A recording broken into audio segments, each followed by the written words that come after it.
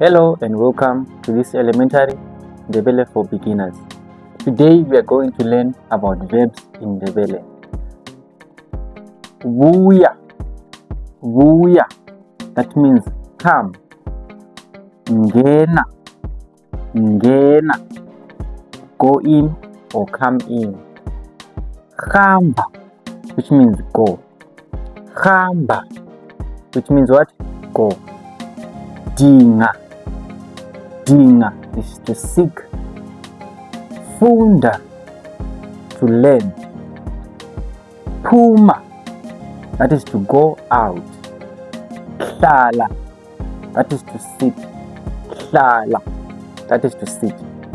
Geza, geza, that means bath or to wash.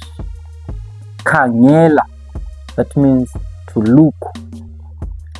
Visa, it means to call. Pheka, that means to cook. Yes, to cook. Sebenza, that is to work. To work is sebenza. Then nata, nata, which means what? To drink. So like and follow for more.